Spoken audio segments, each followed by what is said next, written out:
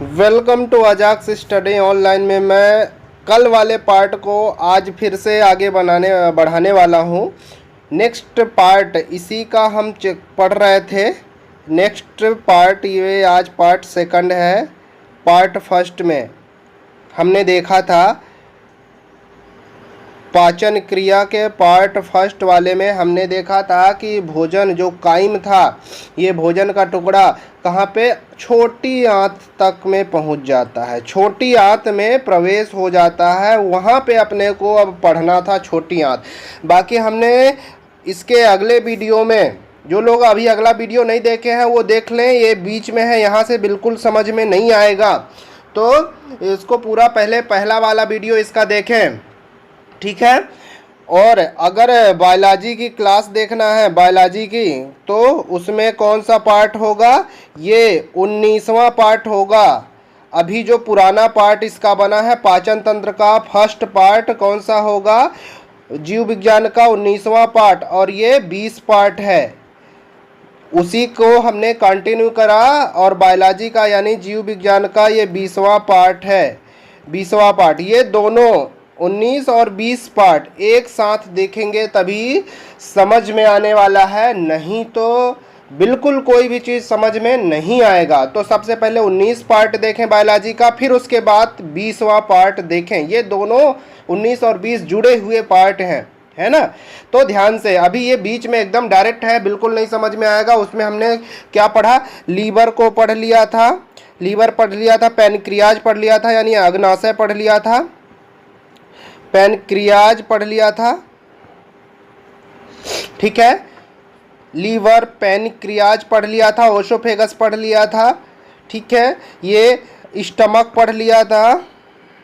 ये बहुत अच्छी चीज़ें सब मैं कवर किया हूँ फर्स्ट वाले वीडियो में, इसके पहले वीडियो में, यानी क्लास 19 जीव विज्ञान के 19वें क्लास में हमने कवर किया है। उसको देख लें अच्छे से। HCl वगैरह पूरी तरीके से हमने कवर किया है। इंसुलिन क्या है, डायबिटीज़ कैसे होता है, कैसे हमारा भोज्य पदार्थ जो होता है अवशोषित कैसे होता है, प्रोटीन को कौन तोड़ता है, प्रोटीन को कौन पचाता है, वसा को कौन पचाता है, ये सभी सारी चीज़ें हमने कवर किया है इसके पहले वीडियो में। अब हम यहाँ पे पढ़ने वाले हैं आगे क्या, जब भोजन कहाँ पहुँचता है, छोटी आंत में। छोटी आंत में जब भोजन क्या करता है, छोटी आंत में पहुँचता है, वहाँ क्या प्रोसेस होता है। अब हम यहाँ पे आगे देखने वाले हैं कि छोटी आंत में जब भोजन पहुँचता है तो क्या प्रोसेस होता है, ठीक है। चलो आगे बढ़ते हैं। कहाँ तक हमने देख लिया था, हाँ यहाँ तक हमने देख लिया था।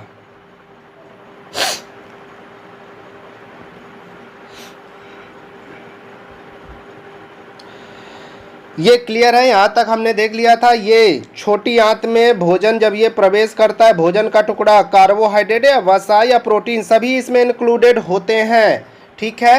तो एक बात आप ध्यान से समझ लीजिए कि जो छोटी आंत है, छोटी आंत को 3 पार्ट में बांटा गया है। छोटी आंत को कितने पार्ट में, पहला ड्यूडोनम हो गया, ठीक है, ड्यूडोनम। दूसरा क्या हो जाएगा, जेजनम, ठीक है, जेजनम हो गया। तीसरा हो जाएगा इलियम, ठीक है। 3 पार्ट में इसे बांटा गया है, इलियम हो जाएगा तीसरा, ठीक है। ये 3 पार्ट छोटी आंत को बांटा गया है। अगर परीक्षा में प्रश्न आता है कि छोटी आंत को कितने पार्ट में बांटा गया है, कितने भागों में बांटा गया है, सर ड्यूडोनम, जेजनम और इलियम। अरे आप लोगों को ध्यान होगा कि आप लोग पढ़े हैं ड्यूडोनम क्या है, पक्वाशय, ठीक है, वही है पक्वाशय, हिंदी नाम है उसका पक्वाशय, पढ़े होंगे, है ना। लेकिन यहाँ पे यही पढ़िए अभी, ड्यूडोनम इंग्लिश वर्ड ही याद रखिए। हिंदी थोड़ा टफ होता है, हिंदी थोड़ा टफ होता है, इंग्लिश ही पढ़ा करिए। ड्यूडोनम सबसे ऊपरी भाग होता है ना, जो यहाँ से शुरुआत होता है, ड्यूडोनम जो यहाँ से शुरुआत होता है, क्लियर है, हाँ। वहीं से यू आकार का होता है, मतलब सबसे ऊपरी वाला भाग क्या होता है, ड्यूडोनम कहलाता है ऊपरी वाला भाग, और बीच वाला भाग क्या कहलाएगा, जेजनम कहलाएगा, क्लियर है। जेजनम कहलाएगा, और नीचे वाला पार्ट सबसे क्या कहलाएगा, इलियम कहलाएगा सर, और ऊपर वाला भाग ड्यूडोनम कहलाएगा। ठीक है, तीनों पार्ट हमने समझ लिया। अब परीक्षा के दृष्टि से प्रश्न हो गया कि ड्यूडोनम जो है हमारे स्टमक से किससे जुड़ा रहता है, स्टमक के कौन से पार्ट से जुड़ा रहता है, या छोटी आंत किससे जुड़ी रहती है, स्टमक के कौन से पार्ट से जुड़ी रहती है। तो हमने स्टमक के बारे में पढ़ाया है, इसके जस्ट पहले वाला वीडियो आप लोग देख लें, स्टमक को भी 3 पार्ट में हमने पढ़ाया है। तो जो ड्यूडोनम यानी छोटी आंत का पहला वाला भाग और स्टमक का सबसे लास्ट वाला भाग, ठीक है, ये दोनों जुड़ते हैं, उसको क्या नाम से बोला जाता है, ध्यान से समझना है ना, पाइलोरिक। जो ड्यूडोनम से जुड़ता है, संयोग करता है स्टमक का कौन सा भाग, पाइलोरिक। मैं बताया हूँ, अच्छे से याद आ रहा होगा, जो लोग पहला वीडियो देख लिए होंगे वो याद आ रहा होगा। तो ये परीक्षा के दृष्टि से प्रश्न हो गया, यहीं पे ये दोनों जुड़ते हैं। क्लियर है। अब ये जो लास्ट वाला पार्ट है इसका, छोटी आंत का इलियम, इसी से बड़ी आंत जुड़ता है, इसी से बड़ी आंत जुड़ता है। तो परीक्षा के लिए प्रश्न तैयार हो गया कि छोटी आंत का कौन सा पार्ट बड़ी आंत से जुड़ता है, इलियम वाला भाग जो है ये बड़ी आंत से जाके जुड़ता है। क्लियर हो गया सर। अब तो भोजन यहाँ तक आ गया है, लेकिन ये भोजन में तीनों चीज़ें उपस्थित होती हैं। भोजन में ये भोजन का टुकड़ा है, काइम का टुकड़ा है, इसमें तीनों चीज़ें उपस्थित होती हैं कि नहीं होती, बिल्कुल होती हैं सर। क्या होता है, कार्बोहाइड्रेट होता है, वसा होता है, प्रोटीन होता है। देखो एक जगह स्टमक आता है, प्रोटीन वहाँ भी कुछ हिस्सा पचता है, वहाँ भी प्रोटीन का कुछ हिस्सा वहाँ भी पच जाता है। ठीक है, वहाँ पे पेप्सिन जो है प्रोटीन को पचाने का कार्य करता है। तो परीक्षा के दृष्टि से प्रश्न हो गया परीक्षा के लिए कि स्टमक में प्रोटीन को पचाने का कार्य कौन करता है सर, पेप्सिन करता है। पेप्सिन हिंदी में भी लिख सकते हो, पेप्सिन ये स्टमक में कार्य करता है प्रोटीन को पचाने के लिए। ठीक है, और जो बचा हुआ कुछ बच जाता है, जो और बच जाता है प्रोटीन, यहाँ पे मतलब छोटी आंत में कौन काम करेगा प्रोटीन को पचाने के लिए, ट्रिप्सिन। ध्यान रखना, पेप्सिन और ट्रिप्सिन। पेप्सिन कहाँ पे, स्टमक में। पेप्सिन पे से आधा है पेट में, स्टमक को ही पेट बोला जाता है। तो पेप्सिन है ना, प्रोटीन को तो पचाने का कार्य करता है, लेकिन यह स्टमक में पेट में बचाता है। और यहाँ पे प्रोटीन क्या, ट्रिप्सिन यहाँ पे जो बचा हुआ प्रोटीन रहता है ट्रिप्सिन पचाता है। और वसा को कौन पचाता है, वसा जो बचता है लाइपेज जो है, लाइपेज एंजाइम जो है वसा को पचाता है। सर एक और बच रहा है कार्बोहाइड्रेट, अमाइलेज आपने नाम सुना होगा, अमाइलेज जो है कार्बोहाइड्रेट को पचाने का कार्य करता है। ये अमाइलेज एंजाइम, ये तीनों एंजाइम परीक्षा के लिए प्रश्न हो गया कि ये तीनों एंजाइम कहाँ पे कार्य करते हैं सर, छोटी आंत में। लेकिन स्रावित कौन करता है, ये भी प्रश्न पूछ सकता है। छोटी आंत में तो ये काम करते हैं, लेकिन ये स्रावित या मतलब ये रिलीज नहीं करते। रिलीज कौन करता है इन तीनों एंजाइम को, पेनक्रियाज रिलीज करता है, पेनक्रियाज या अग्नाशय, है ना, पेनक्रियाज या अग्नाशय रिलीज करता है। और वो एक नली के माध्यम से जुड़ा रहता है, मैंने पिछले वीडियो में बताया है। उस नली के माध्यम से ये तीनों एंजाइम आके छोटी आंत में मिल जाते हैं और भोजन के साथ मिलके ये अपना कार्य प्रारंभ कर देते हैं। क्लियर है, ये सभी सारी चीज़ें हमें एकदम क्लियर होनी चाहिए, यहीं से प्रश्न बनता है। अगर हम देखो काम ये तीनों एंजाइम कहाँ पे कर रहे हैं, छोटी आंत में। अब हमें लगेगा ऐसा कि ये छोटी आंत स्रावित करता है, लेकिन स्रावित पेनक्रियाज करता है। काम छोटी आंत में आके ये करते हैं, लेकिन स्रावित करने का काम पेनक्रियाज का है, ध्यान से, है ना। ये सभी सारी चीज़ें ऐसे ही प्रश्न पूछता है। क्लियर है, हाँ, यहीं से प्रश्न बनते हैं। आगे बढ़ते हैं अब।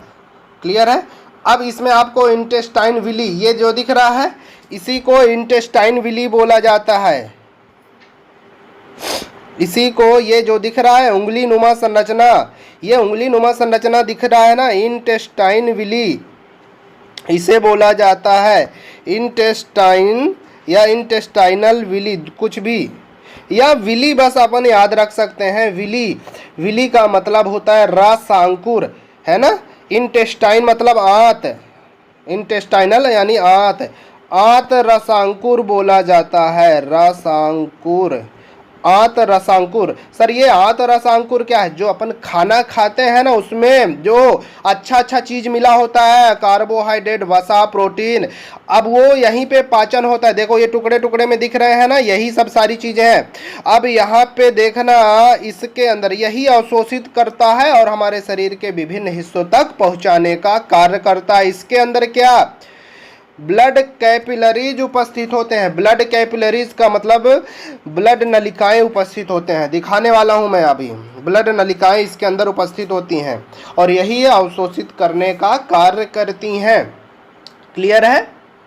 देखना है, ठीक है। ये दिख रहा है छोटे छोटे टुकड़े, यही कार्बोहाइड्रेट, वसा, प्रोटीन। ये देखो ब्लड कैपिलरीज है ये, है ना। एक कार्बन डाइऑक्साइड, एक ऑक्सीजन, दोनों टाइप के इसमें दिखा रहा है। क्लियर है? हाँ, ये जाके यहाँ पे ये अंदर चला गया ब्लड में। ब्लड कैपिलरीज, ये छोटे छोटे टुकड़े दिख रहे होंगे। ब्लड कैपिलरीज के साथ साथ जो दिख रहा है वही कार्बोहाइड्रेट, वसा, प्रोटीन है और वहाँ ब्लड में जाके मिक्स हो जाते हैं, यही चीज़ है। इसी प्रकार ये पूरा प्रोसेस हमारा पाचन का क्रिया होता है। क्लियर है? पूरे तरीके से समझ में आ गया? तो स्मॉल इंटेस्टाइन में यही सारी चीज़ें होती हैं। अब कौन सा आएगा? बड़ी आंत, लार्ज इंटेस्टाइन। अब ध्यान से देखना, ये हमने इसको देखा था कि 3 पार्ट में बड़ा है। ये छोटी आंत है, ये अंदर वाला ये पूरा छोटा आंत है और ये बाहर वाली संरचना जो है ये मोटी वाली बड़ी आंत है। इसको हमने 3 पार्ट में बांटा था सर, 3 पार्ट में। ये लास्ट वाला पार्ट जो है इसको ही इलियम बोला था, इलियम, ठीक है। इसको जेजनम और ये ड्यूडोनम। ध्यान रखना, अगर मैं सामने से पढ़ाता तो आपको इतना मज़ा आता कि आप समझ लो कि पूरा याद हो जाता। क्लियर है ना। अब क्या है, लॉकडाउन की स्थिति है और आपको पढ़ाना भी है, मुझे तैयारी भी करवाना है क्योंकि नौकरी चाहिए ना। हाँ, तो ऐसे स्थिति में इसलिए मैं आगे यहीं से पढ़ा रहा हूँ। अब देखना, ये इलियम वाला पार्ट, ये इलियम वाला नीचे वाला पार्ट है, ये देखो यहाँ पे जुड़ा, यहाँ पे किससे जुड़ा? ये बड़ी आंत से जुड़ गया। ये बड़ी आंत प्रारंभ होता है, यहाँ से घूमेगा, यहाँ से घूमेगा, यहाँ ऐसे घूमेगा और ये घूम के यहाँ, है ना, एनस के माध्यम, रेक्टम के माध्यम से ये अपशिष्ट पदार्थ निकल जाएगा। क्लियर है? अब आपको लग रहा होगा सर इसमें भी पाचन क्रिया होता है। मैंने पहले शुरू में ही बताई, इसमें ना के बराबर पाचन क्रिया होता है। सबसे ज़्यादा पाचन क्रिया किसमें? छोटी आंत में होता है। तो परीक्षा के दृष्टि से प्रश्न हो गया कि मनुष्य की पाचन क्रिया सबसे ज़्यादा कहाँ, किस भाग में होता है? छोटी आंत में, छोटी आंत में। क्लियर है? छोटी आंत में। ऐसे प्रश्न यहीं से तो प्रश्न बनते हैं। अगर हम इसको विस्तार से पढ़ लें तो प्रश्न का क्या कर सकते हैं? मुंह तोड़ जवाब दे सकते हैं, अरे मतलब उत्तर दे सकते हैं। अब प्रश्न का मुंह कहाँ पाओगे कि तोड़ोगे? हाँ, चलो आगे बढ़ते हैं। क्लियर है? ये बात समझ में आ गया? ये यहाँ से निकल रहा है ये अपशिष्ट पदार्थ, यहाँ कोई पाचन क्रिया नहीं होता, ना के बराबर बोला ना, है ना। यहाँ से ये निकलता चला जाएगा और ये अपशिष्ट पदार्थ पूरा दिख रहा है, पूरा ये अपशिष्ट पदार्थ कहाँ? रेक्टम के द्वारा बाहर निकल जाएगा, है ना। ये पूरी प्रोसेस हो गई पाचन क्रिया की।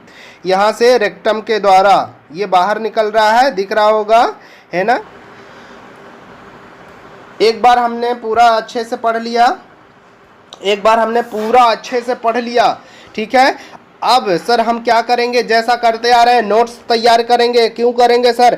वीडियो देख लिया, वीडियो को 2 बार कम से कम देखो आप लोग और फिर नोट्स तैयार कर लो। मैं नोट्स भी तैयार करवा रहा हूँ आपको, इसीलिए तो इस बार हमने थोड़ा पैटर्न चेंज कर दिया, समझा पहले दिया, नोट्स बाद में करवा रहे हैं। पहले क्या करते थे कि हम पहले नोट्स पढ़ा देते थे फिर बाद में समझाते थे, तो हम एक बार समझा दिए हैं। अब वही चीज़ें आपके माइंड में घूमती चलेंगी।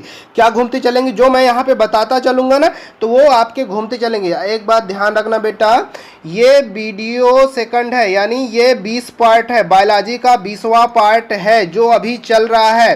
अगर जो व्यक्ति इसका 19वां पार्ट या फिर पाचन तंत्र का फर्स्ट पार्ट नहीं देखा है तो ये उनके माइंड पे बिल्कुल नहीं घुसने वाला है। ध्यान रखना, बिल्कुल नहीं घुसने वाला। मैं बार बार कह रहा हूं कि अगर आपको समझना है तो पहले वाला पार्ट को आप लोग देखें, क्लियर है, तो ही समझ में आएगा।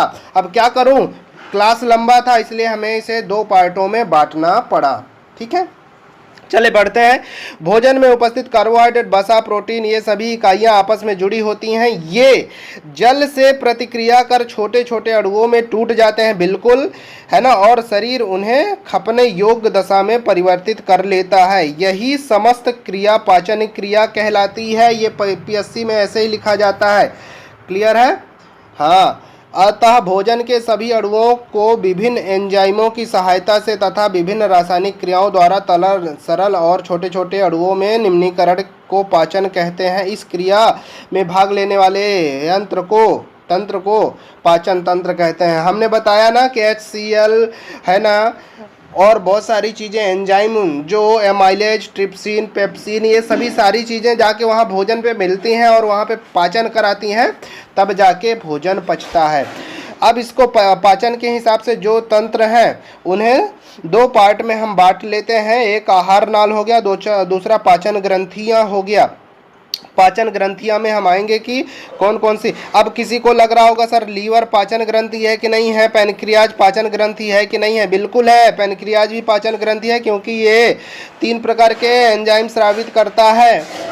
ठीक है, हार्मोन्स भी स्रावित करता है। हार्मोन्स में कौन सा हो गया, इंसुलिन हो गया, क्लियर है भाई। ये हार्मोन्स भी स्रावित करता है, इंसुलिन, ग्लूकागोन और सोमेस्टोस्टेरिन, 3 प्रकार का हार्मोन स्रावित करता है, 3 प्रकार का एंजाइम स्रावित करता है पैनक्रियाज, है ना। तो ये पाचन ग्रंथियां हो गई, ध्यान से। चलें इनको देखते हैं, पहले आहार नाल को देखते हैं, है ना, एलिमेंट्री कैनाल, आहार नाल, और ये है ना एसोसिएटेड डाइजेस्टिव ग्लैंड, क्लियर है। आगे बढ़ते हैं, आहार नाल के प्रमुख भाग देखते हैं। मुख गुहा, बकल कैविटी, ग्रास नली, ओसोफेगस, स्टमक, अमाशय, इसी को पेट बोलते हैं। पेट यही है, क्लियर है। हाँ, इंटेस्टाइन, आंत को 2 पार्ट है, 2 छोटी आंत और बड़ी आंत 2 पार्ट में पढ़ते हैं, आगे पढ़ेंगे। मुख गुहा, बकल कैविटी, मुख गुहा आहार नाल का पहला भाग होता है। मनुष्य का मुख एक दरार के समान होता है, क्लियर है, दरार के समान ऊपर नीचे फटता है, जो दोनों जबड़ों के बीच में स्थित एक गुहा में खुलता है, जिसे मुख गुहा कहते हैं। मुख गुहा के ऊपरी भाग को तालू कहा जाता है। ठीक है, ऊपरी भाग को जो ऊपर टच होता है, अभी मैं दिखाऊंगा तालू क्या है, तालू कहा जाता है ना। चलें आगे बढ़ते हैं। मनुष्य का मुख गुहा ऊपरी तथा निचले जबड़े से घिरा रहता है। जबड़ा, ऊपरी जबड़ा और निचले जबड़ा से घिरा रहता हुआ है। मुख गुहा को बंद करने के लिए होठ होते हैं। मुख गुहा में जीभ तथा दांत होते हैं। सर आप एक चीज़ आपने नहीं पढ़ाया अभी वीडियो में, जीभ को नहीं पढ़ाया और दांत को नहीं पढ़ाया। ये मैं यहाँ पे आ गया तो मैं पढ़ाऊँगा। मैं जैसा आपको बोलता गया कि सर बीच में लीवर आया तो हमने लीवर को पूरा पढ़ा दिया, पैनक्रियाज आया तो पैनक्रियाज को पढ़ा दिया, अग्नाशय आया, पित्ताशय आया, उसको पूरा पढ़ा दिया, बाइल जूस आया, बाइल जूस को पूरा पढ़ा दिया, समझा दिया, क्लियर है। पूरे अंग को हम पढ़ाते चल रहे हैं, अलग से हम कोई टॉपिक अलग से नहीं पढ़ाएंगे, यहीं पे कर रहे हैं, ठीक है। इसलिए थोड़ा वीडियो लेंदी हो रहा है, नहीं तो हम फिर से अलग से आपको एक टॉपिक में लीवर करते थे, फिर एक टॉपिक में पैनक्रियाज कर देते तो थोड़ा कम समझ में आता। यहाँ पे हमने पूरा कवर किया है इसीलिए, क्लियर है। हाँ, अभी मैं इसको भी कवर कर दूंगा, जीभ और दांत दोनों चीज़ों को, है ना। चले देखते हैं। जीभ मुख गुहा के फर्श पर स्थित मोटी मांसल संरचना होती है। इसका अगला सिरा स्वतंत्र तथा पश्च सिरा फर्श से जुड़ा रहता है। अगला सिरा फ्री होता है और पिछला सिरा पीछे से जुड़ा रहता है, जिसे फ्रेनुला कहा जाता है। पीछे तरफ जहाँ जुड़ा रहता है उसे फ्रेनुला कहा जाता है। परीक्षा के लिए ये प्रश्न है ना, कि जीभ का पिछला हिस्सा जहाँ पे जुड़ा रहता है उसका क्या नाम है, फ्रेनुला, क्लियर है। जीभ के ऊपरी सतह पर स्वाद कलिकाएं होती हैं। स्वाद कलिकाएं होती हैं, यहाँ पे अभी हम समझ लेंगे स्वाद कलिकाएं उपस्थित होती हैं। इन्हीं स्वाद कलिकाओं के आधार पर मनुष्य को भोजन में स्वाद का पता चलता है ना। मनुष्य को भोजन में स्वाद का पता चलता है। जीभ के आगे वाले भाग से मीठा, है ना, ये नहीं है, कटा हुआ है, आदि का ज्ञान होता है। मीठे के साथ साथ और चीज़ें जो अच्छा लगता है ना। पश्च भाग से क्या है, कड़वा, पीछे वाले भाग से कड़वा तथा बगल के भाग से खट्टे स्वाद का अभाव होता है। खट्टा, नमकीन, तीखा, ये अगल बगल से होता है। कभी आपने सोचा होगा कि जब ज़्यादा तीखा मिर्चा अगर खाना है, बहुत ज़्यादा तीखा मिर्चा, तो उसको जल्दी जल्दी मतलब सामने चबाते हैं, अगल बगल नहीं ले जाते और गटक लेते हैं, तो तीखा कम लगता है। अंदाज़ा लगाया होगा, नहीं लगाया हो तो ध्यान से। लेकिन कभी अगर धोखे से साइड में चला गया तो वो तीखा मिर्चा क्या करता है, कान से हवा निकालने लगता है। ठीक है, पता नहीं कहाँ कहाँ से हवा निकलने लगता है, ध्यान रखना। तो इतना तीखा मिर्चा मत खाना, ठीक है। चलें आगे बढ़ते हैं। स्वाद का अभाव होता है, स्वाद कलिकाएं हमने देख लिया। चलें आगे बढ़ते हैं। अच्छा लग रहा है तो कमेंट बॉक्स में बताओ मुझे।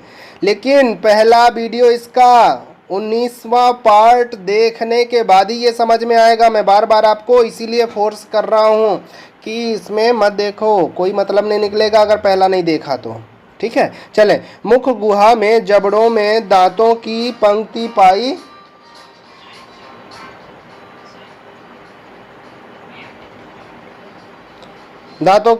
पाई जाती है। मनुष्य के एक जबड़े में कितना 16 और कुल 32 दांत होते हैं। ठीक है, दिखाऊंगा भी, बताऊंगा भी, पूरे दांत को समझाऊंगा। जबड़े के आधे दांत दाईं ओर, आधे बाईं ओर, दोनों तरफ। एक जबड़ा मान लो ये है एक जबड़ा, ठीक है, ये एक जबड़ा है, ठीक है। तो यहाँ से आधा इधर आधा इधर, ये दोनों ऐसे बोल रहा है, ठीक है, ऊपर नीचे नहीं। जबड़े का जबड़ा 2 होता है।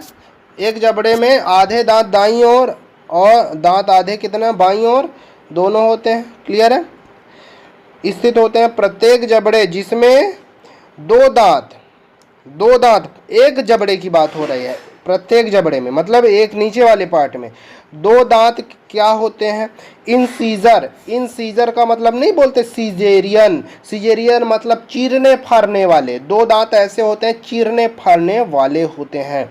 अब मैं दिखाऊंगा ये सीजेरियन वाले दांत को, इसी को ही कृदंत तो बोलते हैं हिंदी में, ठीक है। 2 दांत होते हैं ये एक जबड़े में। तो टोटल कितने हो गए, 4 हो जाएंगे कि नहीं हो जाएंगे टोटल दांत? 4 सीजेरियन दांत होते हैं। परीक्षा में अलग अलग प्रश्न पूछता है ना। कुल कितने दांत होते हैं तो 4 लिखना। अगर ये बोलेगा कि एक जबड़े में कितने दांत होते हैं तो 2 लिखना, ठीक है। अब ध्यान से, एक दांत क्या होता है, केनाइन, रदनक बोला जाता है। एक दांत इसमें क्या होता है, केनाइन। एक जबड़े में एक दांत तो 2 दांत होंगे रदनक के। क्लियर है, हाँ, मतलब कुल कितने, 2 दांत होंगे। एक दांत एक जबड़े में तो 2 दांत कितने, दोनों जबड़े में।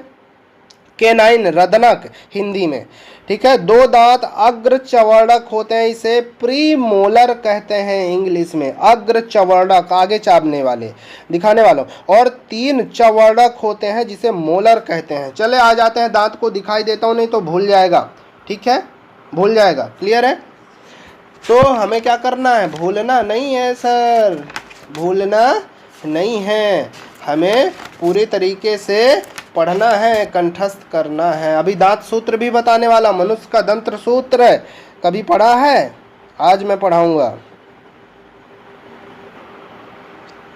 ठीक है। चलो देखते हैं दांतों को। क्लियर है, अब इसमें ध्यान से, कितने प्रकार के दांत, 4 प्रकार के। इंसीजर हो गए, इंसीजर मतलब क्या, इंसीजर मतलब क्या, कृदंत हिंदी में। चलो कृदंत पढ़े होंगे, कृदंत हो गया, ठीक है। केनाइन, केनाइन का मतलब क्या सर, रदनक, रदनक, केनाइन का मतलब रदनक होता है। मोलर का मतलब ये चवर्णक, हिंदी नाम है इसका चवर्णक, चवर्णक। और प्रीमोलर का मतलब है अग्र चवर्णक, अग्र चवर्णक। क्लियर है, अग्र चवर्णक। ध्यान से अब देखते हैं, सर इंसीजर कृदंत आपने बताया था कितने, एक जबड़े में, ये ऊपर का भाग एक जबड़ा है, ये एक जबड़ा है, एक जबड़े में कितने कृदंत होते हैं, कितने इंसीजर होते हैं सर? 2 होते हैं, ये दोनों हैं सामने के, और नीचे भी दिख रहा है एक जबड़े में, ये दोनों कृदंत हैं, इंसीजर है। सामने वाले कृदंत चीरने वाले, इन सीजर का मतलब नहीं बोलते सीजेरियन करना है, चीरना फाड़ना है, डॉक्टर लोग नहीं बोलते, वही चीज है। तो ये सामने वाले दोनों दांत क्या है? इन सीजर है ना? क्लियर हो गया? अब ध्यान से देखना, क्या सर एक आपने बताया था केनाइन, केनाइन कितने होंगे? केनाइन वाले दांत कितने होंगे? एक जबड़े में एक ही केनाइन का दांत होगा, एक जबड़े में एक ही केनाइन का दांत होगा। सर केनाइन नहीं समझ में आ रहा है, चलो नीचे से समझो, यहाँ पे केनाइन लिखा हुआ है, ये दिख रहा है ना? एक नीचे आप लोग अपने से भी देख सकते हो हाथ पे टच करके, ये दांत बढ़ा हुआ थोड़ा सा मिलता है। कोई भी चीज़ जैसे धागा वगैरह काटने के लिए इसी दांत का यूज नहीं करते हैं, कट कट कट ऐसे करके काट देते हैं, है ना? अरे यहीं पे जो ये नीचे ये वाला दांत बढ़ा हुआ होता है, इधर भी देख लो, ठीक है? यही होता है केनाइन, केनाइन यही दांत कहलाएगा। रदनग ये अरे कुकुरदता जैसे, मतलब कहते हैं नुकीला दांत होता है ना? नुकीला दांत जो अरे राक्षसों में देखने को मिलता है, बड़ा सा, खूब बड़ा सा, है ना? हाँ, डरना नहीं है। क्लियर है? तो समझ में आ गया, इसी को ही केनाइन बोलते हैं। तो एक जबड़े में कितने होते हैं? ये केनाइन दांत कितना होता है? केनाइन यही है केनाइन। क्लियर हो गया? एक जबड़े में एक ही केनाइन होता है ना? एक दांत होता है, केनाइन का सिर्फ एक ही दांत होता है एक जबड़े में, ध्यान रखना। और अब देखते हैं मोलर और प्रीमोलर, मोलर और प्रीमोलर, 2 दांत क्या होते हैं? प्रीमोलर। तो प्रीमोलर को हम यहाँ पे देखते हैं, ये वाला दांत हमारा प्रीमोलर है, और मोलर अंदर वाले दांत होते हैं, मोलर जिसे बोलते हैं, वो 3 होते हैं। ये 3 दिख रहे हैं, ये 3 पीछे के दांत, ये मोलर होंगे, मोलर, है ना? मोलर का मतलब होता है चवड़क, चाबने वाले, चबाने वाले। ये तीनों दांत क्या होते हैं? चवड़क होते हैं। क्लियर है? तीनों दांत क्या होते हैं? चवड़क होते हैं, चाबने वाले होते हैं। क्लियर है कि नहीं है? पूरी तरीके से प्रीमोलर, उसके पहले वाला जो दांत बचेगा यहाँ पे, है ना भाई? ये कैनाइन के पहले ये दांत बच रहे हैं, ये 3 दांत तो ठीक है मोलर हो गए, उसके पहले ये दांत बच रहा है कि नहीं बच रहा है? बच रहा है कि नहीं बच रहा है? 2 ठो दांत नहीं दिखा? अरे भाई देखना, केनाइन ये वाला हो गया, इसके पहले 1 और 2, ये 2 दांत बच रहे हैं, 1 2 3, ये मोलर हो गए, ये प्री मोलर हो गए। ठीक है, तो क्लियर हो गया किसको बोलते हैं? मोलर। मोलर का मतलब होता है चवड़क, चाबने वाले सबसे अंदर, उसके थोड़ा सा बाहर आ जाओ, 2 ठो दांत मिल जाएंगे आपको, क्या? प्री मोलर, मतलब उसके पहले वाले, है ना? प्रीमोलर। फिर उसके बाद एक और दांत दिखेगा केनाइन, फिर उसके बाद में 2 दांत आपको इंसीजर वाले दिख जाएंगे कुल मिला के। क्लियर है ना? तो अब यहाँ से आपको समझ में आ गया होगा। ध्यान रखना कि ये दांत मनुष्य के जीवन काल में 2 बार निकलते हैं। बाल्यावस्था में, जिसे दूध का दांत बोलते हैं, उस समय सिर्फ और सिर्फ 20 ही दांत निकलते हैं, 20 ही दांत होते हैं। क्लियर है? ये दांत को 3 भाग में बांटा गया है। क्राउन, ठीक है, क्राउन हो गया ये सबसे ऊपरी भाग जिसपे इनेमल लगा हुआ होता है। क्राउन में ही, क्राउन का सबसे ऊपरी भाग इनेमल लगा हुआ होता है। नेक, है ना? नेक मतलब क्या होता है? ग्रीवा, इसका हिंदी में ग्रीवा यानी मध्य भाग। और रूट सबसे जड़ वाला, निचला वाला भाग। क्लियर है? तीनों चीज हमें पढ़ लिया। मतलब दांत को, एक दांत की संरचना देखा जाए 3 पार्ट में बांटते हैं। तो रूट कैनाल इसी को करते हैं, रूट कैनाल यही होता है। रूट कैनाल में क्या होता है? दांत की नसी को काट दिया जाता है और उसमें कुछ नली टाइप का एक रॉड ऐसा डाल दिया जाता है। क्लियर है? अब आपको दिख रहा होगा ये जीभ को मैंने बता दिया कि पीछे तरफ यहाँ चिपका रहता है, उसे फ्रेनुला कहते हैं, है ना? अब यहाँ पे देखा 2 नली दिख रही है, दोनों नली के बारे में हमने बताया था, गुलेट्स और, है ना, गुलेटिस, गुलेट्स और ग्लोटिस। है ना, और यहाँ पे बीच में ईपीग्लोटिस लगा रहता है जो कि फेफड़े वाले द्वार को बंद कर देता है। तो क्लियर है, उम्मीद करता हूँ कि दांत भी आपको पूरी तरीके से समझ में आ गया होगा, लेकिन दंत सूत्र नहीं समझ में आया। चलो मैं बता देता हूँ, आप बताओ इंसीजर कितने होते हैं सर? 2 होते हैं। तो एक जबड़े में 2 होते हैं ऊपर और 2 नीचे होंगे, क्लियर है ना। K9 कितने होते हैं? 1 होते हैं। तो कितना होगा सर? 1 ऊपर और 1 नीचे, ठीक है। प्रीमोलर कितने होते हैं सर? प्रीमोलर आपने यहाँ पे बताया 2 होते हैं। प्रीमोलर यहाँ पे भाई 2 होते हैं ना, कितना हो जाएगा? 2/2, 2 ऊपर 2 नीचे, क्लियर है। और मोलर कितने होते हैं? 3 ऊपर और 3 नीचे, क्लियर है। सब ऊपर का जोड़ा हमने तो नीचे को जोड़ा तो 8/8, क्लियर है। 8/8 हो गया, और इसमें 2 का गुणा किया दोनों में तो कितना? 16, और 16 बराबर कितने? 32। ये ऐसे दंत सूत्र मिलेगा आपको, इसमें कोई ज़्यादा कुछ नहीं है ना। दंत सूत्र के नाम से आ सकता है ऐसा, ठीक है। दंत सूत्र में कैसे लिखा रहेगा देखना, ऐसे लिख देगा I बराबर 2/2, ठीक है, ऐसे लिखेगा। C बराबर सीजेरियन 1/1, ठीक है। फिर लिखेगा PM प्रीमोलर 2/2 और मोलर 3/3, ठीक है, बराबर 8/8 गुणे दोनों में 2 का गुणा मतलब 16/16। ये बन गया हमारा दंत सूत्र। ऐसा करके परीक्षा में प्रश्न आ जाएगा तो घूमने फिरने का अपने को नहीं है, सीधे उत्तर लगाना है बस, क्लियर है। 16 यानी 32 दांत, क्लियर हो गया। चलो अब उम्मीद करता हूँ कि आपको समझ में आ गया होगा पूरा।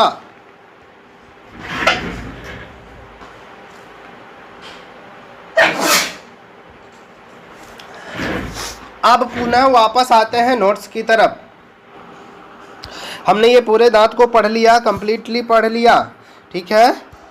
मनुष्य के दांत 2 बार निकलते हैं, पहले शैशव अवस्था में जिनकी संख्या 20 होती है। शैशव अवस्था में निकले दांत दूध के दांत कहलाते हैं, तथा वयस्कावस्था में निकले दांत अस्थायी दांत कहलाते हैं, क्लियर है।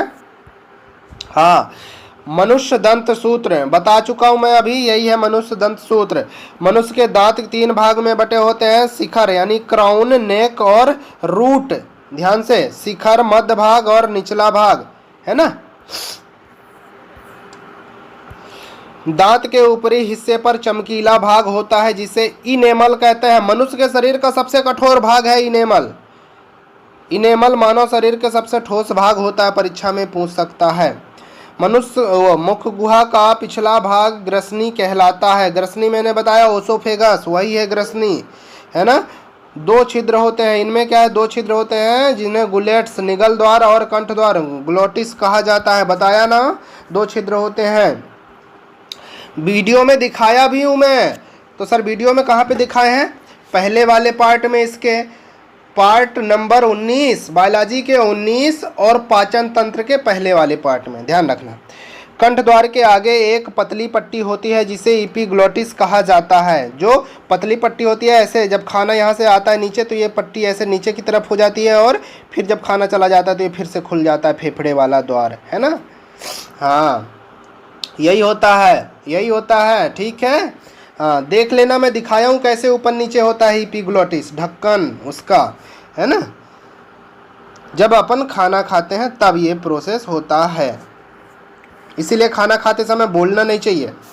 चले, कंठ द्वार को ढक देती है जिसे भोजन श्वास नली में नहीं जाता, इसीलिए कभी कभी बोलते समय आदमी बिछुन जाता है इसी के कारण, है ना। जब कंठ द्वार खुल जाता है, वो कंठ नली अंदर वाली नली खुल जाता है तो एक आध टुकड़ा भोजन का चला जाता है, आज इंसान बिछुन जाता है, यही होता है। फिर जल्दी जल्दी खा खा खा मतलब पानी पीता है ना।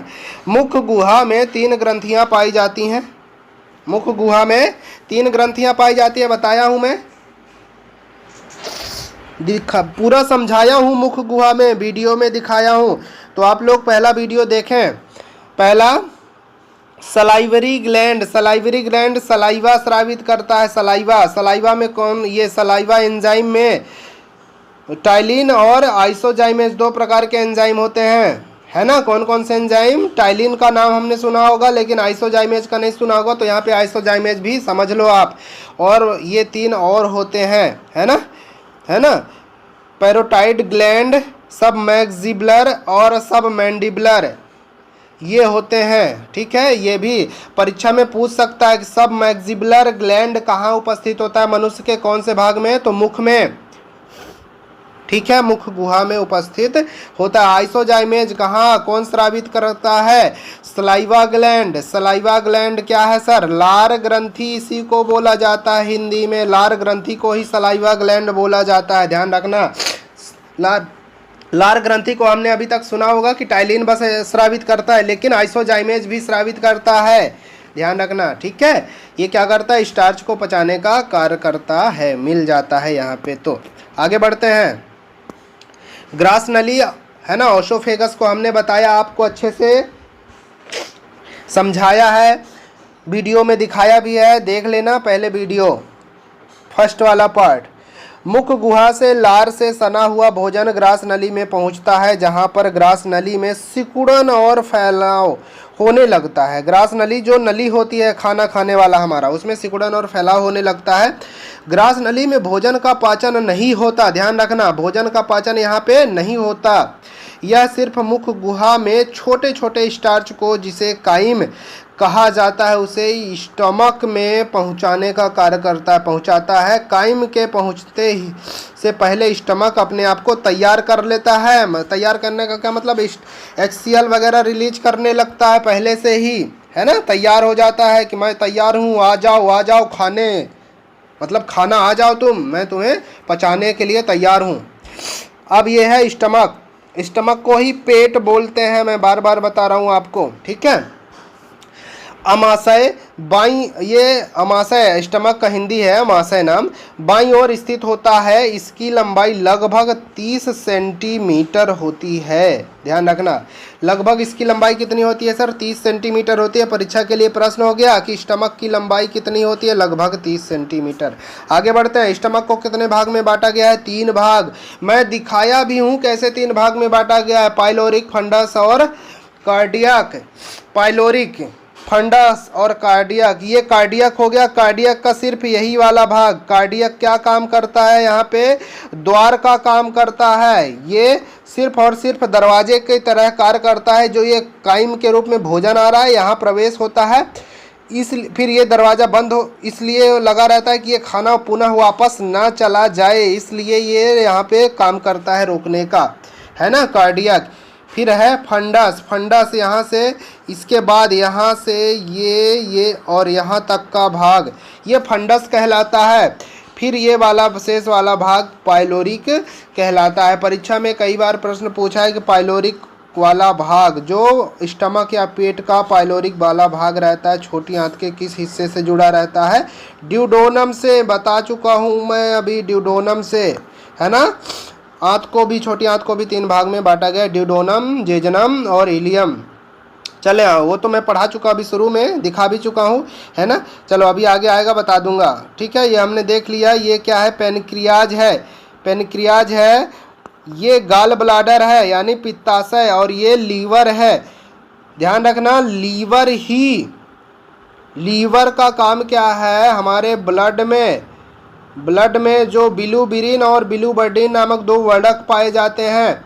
बिलुबिरिन पीले कलर का होता है, इसको अवशोषित करने का काम लीवर करता है। जब कभी यह अवशोषित नहीं कर पाता तो हमारे शरीर में पूरा पीला कलर फैल जाता है, आँख, हथेली वगैरह पूरा पीला कलर का दिखाई देने लगता है, जिसे पीलिया रोग कहते हैं। इसी के कारण पीलिया रोग होता है। मैं पीछे वीडियो में बताया हूँ बेटा अच्छे से, ठीक है, तो पुराना वीडियो देख लो, बहुत अच्छा समझ में आने लगेगा। और जैसे ही ये फिर से अपने तरफ पीलिया मतलब बिलुबिरिन को अवशोषित करने लगता है तो हमारे शरीर से पीला रंग कम होने लगता है।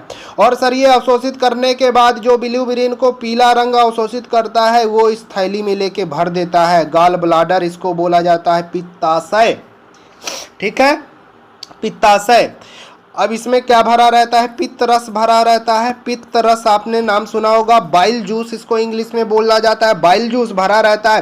परीक्षा में कई बार प्रश्न पूछा है कि पित्त रस को कौन स्रावित करता है, लीवर करता है कि पित्ताशय। ज़्यादातर लोग जो नहीं पढ़े हुए होते हैं वो पित्ताशय लगा देते हैं, जबकि स्रावित कौन कर रहा है, वो सॉरी स्रावित बोल रहा हूँ। अवशोषित कौन खींच रहा है अपनी तरफ, कौन खींच रहा है? अवशोषित कौन करता है? लीवर अपनी तरफ ब्लड से, यही तो खींच के लाता है ना ब्लड से, भले चाहे इसमें जाके संधारित कर देता है। इसके पास रखने के लिए गोदाम नहीं है, स्टोर रूम नहीं है, तो ये गाल ब्लाडर में लेके रख देता है।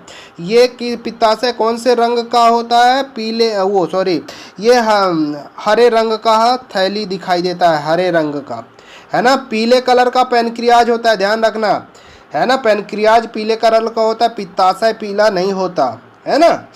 ये पूछ सकता है परीक्षा में। ये सारी चीज़ें हमने कवर कर लिया। यहाँ पे लीवर को भी मैं बहुत अच्छे से पढ़ाया हूँ, लीवर का क्या काम है, कितने पार्ट में बटा है, लीवर को भी मैं बताया हूँ कौन से कलर का है। मनुष्य के सबसे बड़ी ग्रंथि कौन सी है पता है? मनुष्य की सबसे बड़ी ग्रंथि कौन सी है?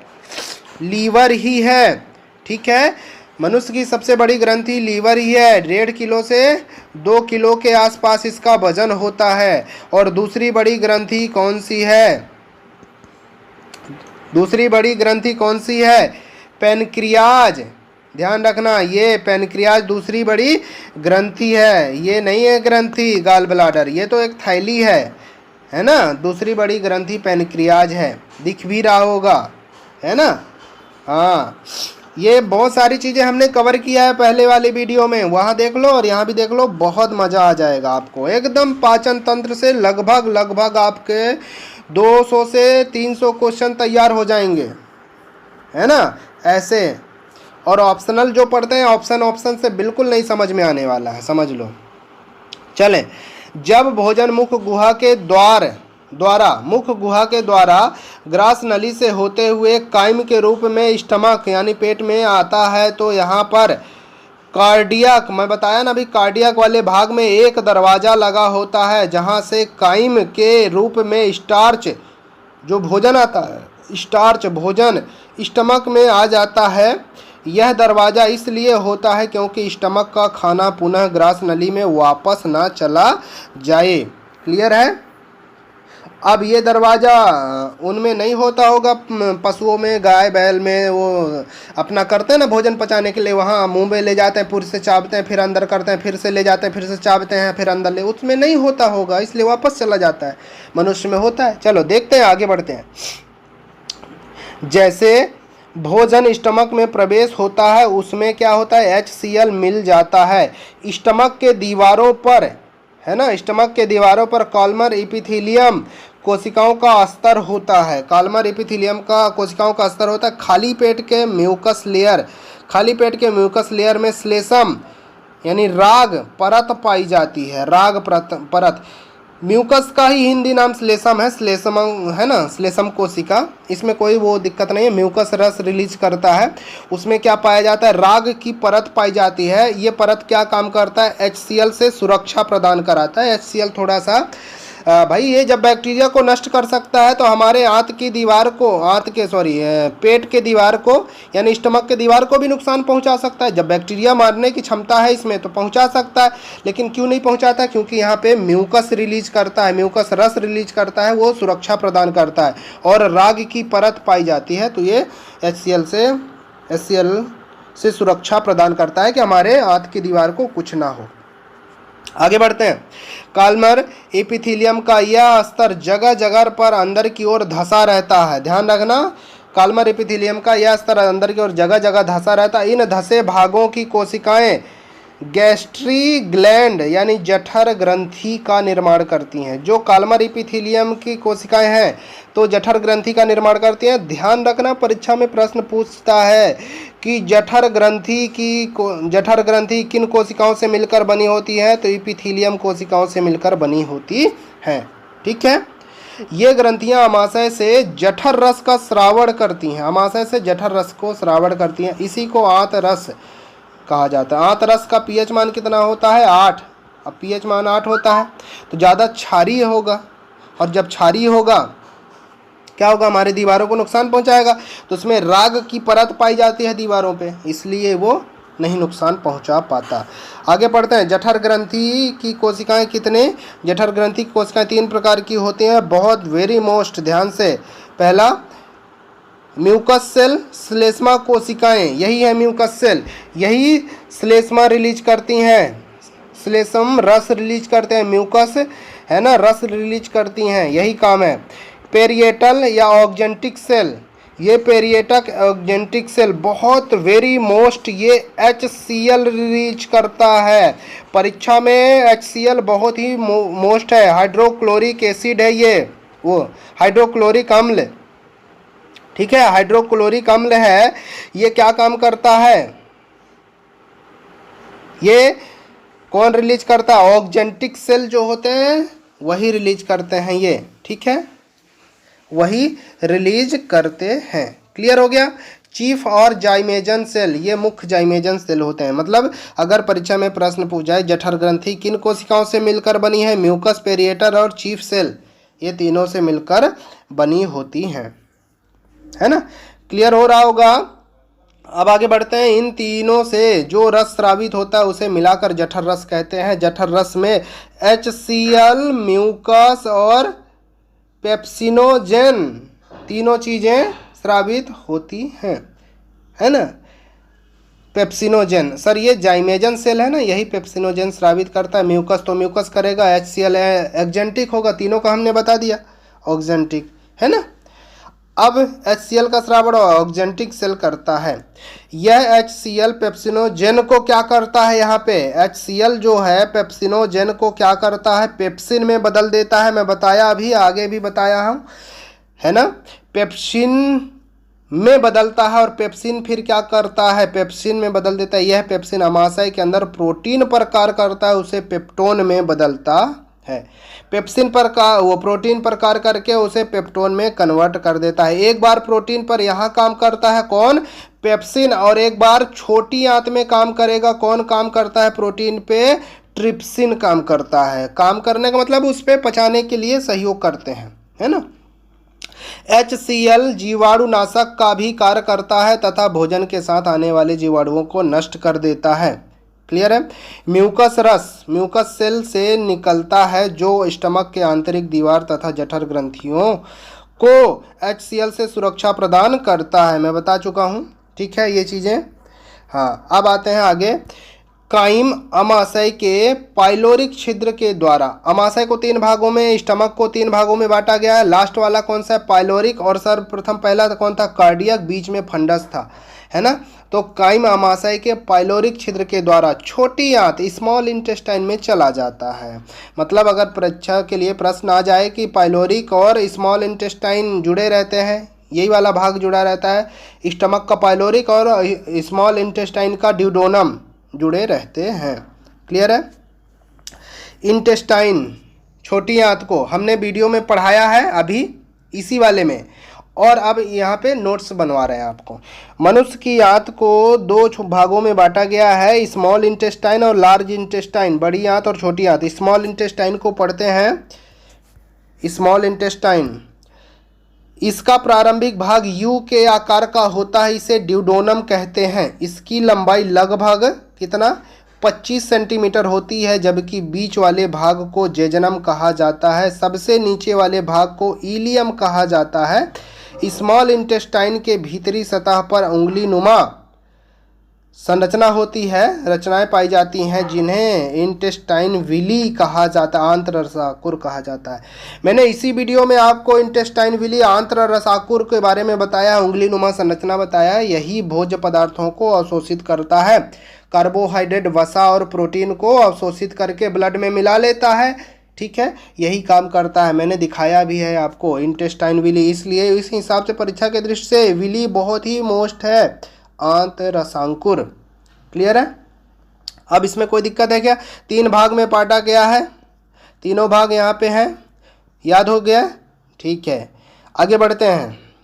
ये रसाकुर है ना, भोजन में पोषक तत्वों को अवशोषित करते हैं। इन रसाकुर में रक्त वाहिनिका, ब्लड कैपिलरीज होती हैं, हमने दिखाया ब्लड कैपिलरीज, है ना, रक्त नलिकाएं उपस्थित होती हैं।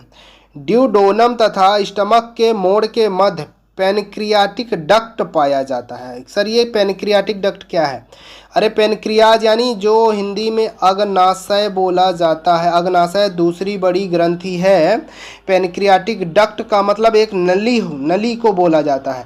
एक नली के माध्यम से जब यहाँ से स्टमक ऐसे आता है, ये स्टमक वाला पार्ट हो गया, और यहाँ से फिर ये आंत, ठीक है, यहीं पे जुड़ा रहता है क्या, पेनक्रियाज। ये यहीं पे इसी नली को पेनक्रियाटिक डक्ट बोला जाता है। पेनक्रियाटिक डक्ट पाया जाता है। इसमें से 3 प्रकार के एंजाइम स्रावित होते हैं, अमाइलेज, ट्रिप्सिन और लाइपेज। ये 3 प्रकार के एंजाइम स्रावित होते हैं। तीनों का काम क्या है? अमाइलेज कार्बोहाइड्रेट को पचाने का कार्य करता है, ट्रिप्सिन प्रोटीन को, और लाइपेज वसा को। ध्यान रखना, ठीक है। अभी कभी सोचा होगा मोटापा रोग क्यों होता है? क्योंकि उनके अंदर कभी कभी लाइपेज का स्रावित कम हो जाता है, तो मोटापा रोग, वसा ज़्यादा जम जाता है। ठीक है, आगे बढ़ते हैं, पेनक्रियाज में पढ़ लेते हैं। पेनक्रियाज को, यह मानव शरीर की दूसरी सबसे बड़ी ग्रंथि है। यह छोटी आंत के ड्यूडोनम वाले भाग से पेनक्रियाटिक डक्ट से जुड़ा रहता है। मैं अभी बताया आपको, पेनक्रियाटिक डक्ट से जुड़ा रहता है। जिनको देखना है वीडियो में पहले वाले पार्ट में, पाचन तंत्र का पहला पार्ट और जीव विज्ञान बायोलॉजी का 19वां पार्ट देख लें। ये 20वां पार्ट चल रहा है, ध्यान रखना। यह पीले रंग का होता है, पेनक्रियाज पीले रंग का होता है, ना कि पित्ताशय। पित्ताशय हरे रंग का, लगभग कुछ हरे रंग का दिखाई देता है। यह एक प्रकार का रस स्रावित करता है जिसे पेनक्रियाटिक जूस कहा जाता है। पेनक्रियाटिक जूस कहा जाता है ना। एक बहुत इंपॉर्टेंट, पेनक्रियाज का एक बड़ा भाग लैंगरहैंस की दीपिका कहलाती है। लैंगरहैंस की दीपिका क्या होती है? ये मैंने पहले वाले वीडियो में भी कवर किया है, इसमें भी बता रहा हूँ। लैंगरहैंस दीपिका क्या कहलाती है? एक वैज्ञानिक थे लैंगरहैंस, उन्होंने 3 कोशिकाओं की खोज किया, 3 कोशिकाओं का खोज किया और उन्हें लैंगरहैंस दीपिका कह दिया। लैंगरहैंस दीपिका क्या है? अल्फा बीटा गामा 3 कोशिकाएं हैं लैंगरहैंस दीपिका। 3 कोशिकाओं का समूह है, अल्फा बीटा गामा 3 कोशिकाओं का समूह है लैंगरहैंस दीपिका। अल्फा क्या? ग्लूकागोन को स्रावित करता है, बीटा जो है इंसुलिन को स्रावित करता है, वेरी मोस्ट इंसुलिन, है ना। बीटा कोशिका जो है इंसुलिन को स्रावित करता है, और गामा क्या है? सोमेटोस्टेरिन नामक हार्मोन्स को स्रावित करता है। क्लियर हो गया? तो पेनक्रियाज एक ऐसा ग्रंथि है जो क्या करता है? एंजाइम और हार्मोन्स दोनों रिलीज करता है, ध्यान रखना। लेकिन ध्यान से समझना इस चीज को। आगे बढ़ते हैं। इंसुलिन रक्त में उपस्थित शर्करा की मात्रा को नियंत्रित करता है। अब ध्यान से समझना है कि जो बीटा कोशिका अगर इंसुलिन कम स्रावित करेगा तो रक्त में जो शर्करा की मात्रा होगा उसकी नियंत्रण क्षमता गड़बड़ा जाएगी और उसे डायबिटीज नामक रोग हो जाता है। हिंदी में मधुमेह कहते हैं, ध्यान रखना। हिंदी भी डायबिटीज नामक रोग हो जाता है। ध्यान से आपने देखा होगा कि जिसको शुगर की बीमारी रहती है, डायबिटीज रहता है, उसे इंसुलिन का इंजेक्शन दिया जाता है क्योंकि उसके शरीर में इंसुलिन कम बनता है। बीटा कोशिकाएं जो होते हैं इंसुलिन कम स्रावित करते हैं, इसीलिए। ठीक है, परीक्षा के दृष्टि से प्रश्न आ गया, लैंगरहैंस दीपिका भी आ जाए तो अगर बीटा कोशिका नहीं लिखा है तो लैंगरहैंस दीपिका लगा सकते हैं कि पेनक्रियाज में लैंगरहैंस दीपिका जो है इंसुलिन स्रावित करता है ना। ये तो बहुत अंदर की बात हो गई, बीटा कोशिकाएं, है ना। ये 3 कोशिकाओं का समूह है लैंगरहैंस दीपिका। क्लियर है? आगे बढ़े। अग्नाशयी रस किसे बोला जाता है? Pancreatic juice. अभी देखा ना, अमाइलेज, ट्रिप्सिन और लाइपेज तीनों को हमने एक बार और बताया, फिर से बता रहा हूँ। अमाइलेज कार्बोहाइड्रेट को पचाता है, ट्रिप्सिन प्रोटीन को पचाता है और लाइपेज वसा को पचाने का कार्य करता है। आपको लगा होगा सर स्टमक में ही तो प्रोटीन पच जाता है, लेकिन पूरा 100% प्रोटीन वहाँ नहीं पचता है, ध्यान रखना। क्लियर है? क्योंकि 70% प्रोटीन का भाग छोटी आंत में पाचन क्रिया होती है, इसलिए ऐसा होता है। क्लियर है? और प्रोटीन का हिस्सा यहाँ पे पचता है, वहीं पे पूरा 100% नहीं होता। आगे बढ़ते हैं। पैनक्रियास से एक नलीनुमा संरचना निकलती है जो अग्नाशय लीवर में जाकर मिलती है। ठीक है, एक नली निकलती है जो कहाँ पे, अग्नाशय या लीवर में जाकर मिलती है पैनक्रियास से। ठीक है, अग्नाशयी रस का यहाँ पे पीएच मान क्या 7.5 से 8.3 तक होता है। 98% जल और 2% लवण और एंजाइम उपस्थित होते हैं इसमें। ठीक है, आगे बढ़ते हैं। लीवर यकृत को मैंने बहुत बेहतर तरीके से पढ़ाया है अभी पहले फर्स्ट वाले वीडियो में, यहाँ पे देख लो, बस उसी को नोट्स को रिवाइज करवा रहा हूँ। तो पहले आप पहला पार्ट इसका देखो। पहला पार्ट का मतलब बायोलॉजी का 19वां भाग देखते हैं। लीवर यकृत, यह मानव शरीर की सबसे बड़ी ग्रंथि है। इसका वजन 1.5 किलो से 2 केजी के मध्य होता है। यह उदर गुहा के दाहिनी ओर स्थित होता है। पेट या स्टमक बाईं ओर स्थित होता है और ये दाहिनी ओर स्थित होता है, ध्यान रखना स्थित हो। यह गहरे धूसर रंग का होता है। यह गहरे गर्त द्वारा 2 खंडों में विभक्त रहता है। मैं अब दिखाया हूं अभी, तो जिनको देखना है पहले वीडियो देख ले। 2 खंडों में विभक्त रहता है। इसके निचले भाग में नाशपाती के आकार का छोटे हरे रंग का एक थैली होता है जिसे ही पित्ताशय कहा जाता है, गाल ब्लाडर, जिसे पित्ताशय कहा जाता है, गाल ब्लाडर कहा जाता है। यकृत द्वारा स्रावित रस पित्ताशय में जाके संचित होता है। जो यकृत द्वारा स्रावित रस होता है ना, बाइल जूस, इसी को बोलते हैं पित्त रस, पित्ताशय में जाके क्या होता है, संचित हो जाता है। यह पित्त रस आंत में उपस्थित एंजाइमों को तीव्र कर देता है। जो हमारे आंत में उपस्थित एंजाइम है उसको क्या कर देता है, तीव्र कर देता है, उसको उत्प्रेरक का कार्य करता है। क्लियर है।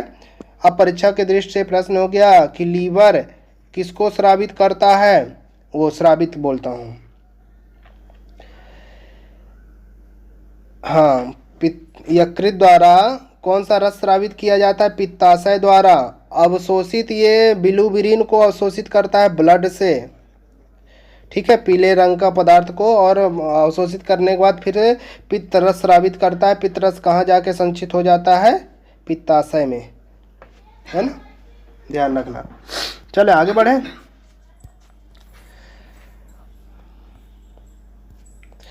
इसके अतिरिक्त यकृत कार्बोहाइड्रेट, वसा और प्रोटीन के उपापचय में भाग लेते हैं।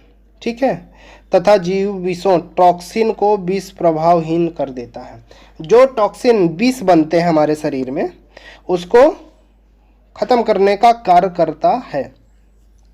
पित्ताशय के बारे में थोड़ा सा हम पढ़ लेते हैं, गाल ब्लाडर, है ना, गाल ब्लाडर के बारे में पढ़ लेते हैं। क्या है, पित्ताशय नाशपाती के आकार का एक थैली होता है जो लीवर के नीचे स्थित होता है। मैं बताया हूँ, दिखाया भी हूँ, लीवर के जस्ट नीचे स्थित होता है। पित्त नलिका यकृत से जुड़ी रहती है। पित्त नलिका यकृत से जुड़ी रहेगी तभी तो उसमें जाके स्टोर होगा, पित्त रस जुड़ी रहती है। लीवर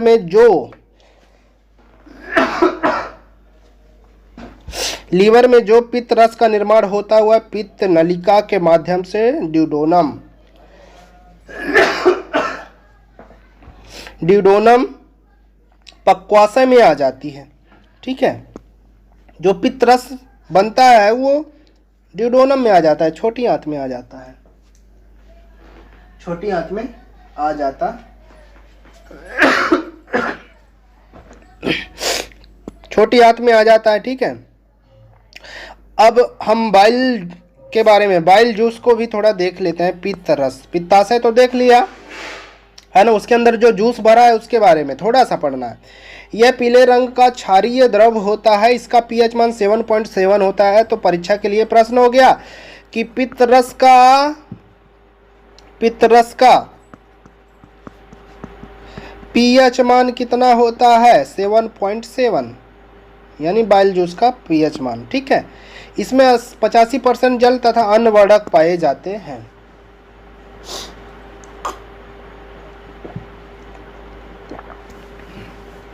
क्लियर है, आगे बढ़ते हैं। मनुष्य में प्रतिदिन 700 से 1000 मिलीलीटर पित्त बनता है। यहाँ यकृत कोशिकाएं रक्त से बिलिरुबिन आ गया ना, बिलिरुबिन और बिलिरुबिन लेना बंद कर दे तो शरीर में बिलिरुबिन फैल जाएगा और हमारा शरीर पीले रंग का दिखाई देने लग जाता है। इसे ही पीलिया कहा जाता है। क्लियर है? आप लोगों को लग रहा होगा जिसका पित्ताशय निकाल दिया जाता है फिर पित्तरस कहाँ जाके स्टोर होगा, कहाँ संचित होगा? कहीं संचित नहीं होता, डायरेक्ट वहाँ पे चला जाता है। तो उसका कोई प्रभाव नहीं, कोई नुकसान नहीं है ना, क्योंकि पित्तरस का और कोई काम ही नहीं है ना, ऐसा। इसीलिए डॉक्टर लोग निकाल देते हैं, लेकिन पैनक्रियाज को नहीं निकाल सकते क्योंकि वही तो बहुत इम्पोर्टेंट है ना। पीलिया समझ में आ गया? पीलिया हमने बता दिया, आपको पहले भी बताया, अभी पीलिया के बारे में पूरी तरीके से समझाया, पीलिया भी बता दिया। किसके कारण फैलता है? बिलिरुबिन के कारण। ब्लड में उपस्थित होता है बिलिरुबिन, और ब्लड में जब उपस्थित होता है तो कौन अवशोषित कर लेता है? लीवर अवशोषित कर लेता है इसको,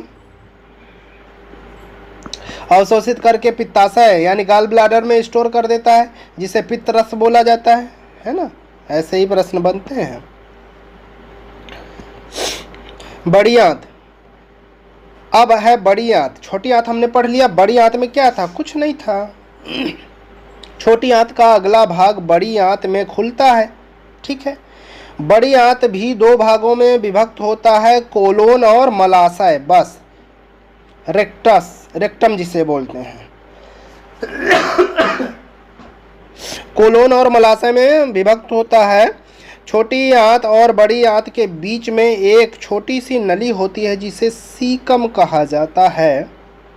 सीकम के शीर्ष पर उंगली नुमा संरचना पाई जाती है जिसे अपेंडिक्स कहा जाता है। शरीर में इसका अपेंडिक्स का कोई काम नहीं है, ये फालतू है, तभी तो अपेंडिक्स को ऑपरेशन करके कभी निकालने की जरूरत पड़ती है तो निकाल देते हैं। नहीं बोलते इसका अपेंडिक्स बढ़ गया है। क्लियर है? मनुष्य के आहार नाल में अपेंडिक्स का कोई कार्य नहीं होता, बताया ना, कोई कार्य नहीं होता। आगे बढ़ते हैं। कोलोन आंत भी तीन भागों में बटा होता है। पहले तो बड़ी आंत दो भागों में, कोलोन और रेक्टम, है ना, कोलोन और मलाशय, कोलोन और रेक्टम दो भागों में, फिर कोलोन को भी तीन भाग में बांट दिया, है ना। इसमें कुछ नहीं है, एसेंडिंग, डिसेंडिंग और ट्रांसवर्स, है ना, ट्रांसवर्स कोलोन, बस तीनों चीज़ें याद रखना है, कभी पूछ दे इसलिए मैंने बता दिया। कोलोन को तीन पार्ट में बांट दिया गया है। डिसेंडिंग कोलोन मलाशय में खुलता है, सबसे लास्ट में खुलता है, ठीक है, जो अंत में मल द्वार के द्वारा शरीर को बाहर निकाल देता है, मल को। क्लियर है? अब जाके आपका ये पाचन तंत्र, पाचन क्रिया कंप्लीट हुआ। सर पाचन तंत्र में हमने क्या पाचन बस पढ़ा? नहीं, लीवर को पूरा पढ़ लिया, पैनक्रियाज को पूरा, सबसे बड़ी ग्रंथि छोटी ग्रंथि को पढ़ लिया, आंत को पढ़ लिया, स्टमक को पढ़ लिया, बहुत सारी चीज़ें हमने इन दोनों वीडियो में कवर कर लिया। तो पहला देखना है, फिर उसी का कंटिन्यू सेकंड वाला देखना है, पाचन तंत्र का सेकंड, और जीव विज्ञान या बायोलॉजी का 20वां पार्ट और 19वां पार्ट, ये दोनों एक दूसरे के एकदम चुमाचुम भाई बहन हैं, छोड़ना नहीं है। अगर एक को देखा दूसरा नहीं देखा तो पल्ले नहीं पड़ेगा, दूसरा देखा इसको नहीं देखा तो पल्ले नहीं पड़ेगा। तो इसीलिए दोनों देखो टाइम निकाल के, अगर बायोलॉजी में आपको पकड़ बनाना है तो, ठीक है। अब हम फिर से नेक्स्ट वीडियो में नेक्स्ट पार्ट के साथ फिर से मुलाकात होगी। तब तक लॉकडाउन बढ़ रहा है, अपना स्वास्थ्य में आप लोग अपना ख्याल रखें, ध्यान रखें, घर में रहें और अपनी पढ़ाई कंटिन्यू एकदम तैयारी बनाए रखें। वैकेंसी कभी भी आ जाएगी, तैयारी करने का समय बिल्कुल नहीं मिलेगा। ध्यान रखना मेरी बात को। आज मेरी बात लग रही होगी आपको कि ऐसे ही है, लेकिन मेरा क्या जाता है, पढ़ोगे तो अपने लिए, है ना, मेरा बोलना काम है, सिंपल सा है। तो फिर मिलेंगे नेक्स्ट वीडियो में, नेक्स्ट पार्ट में। ये वीडियो यहाँ पे पूरा ख़त्म हुआ, ये पार्ट ख़त्म हुआ। हमने ये इस पार्ट को, पाचन तंत्र को, 2 पार्ट में ख़त्म किया है, 19 और 20 में। पाचन तंत्र का पहला पार्ट और सेकंड पार्ट, दोनों चीज़ें। ठीक है, फिर मिलेंगे, तब तक के लिए थैंक यू, धन्यवाद।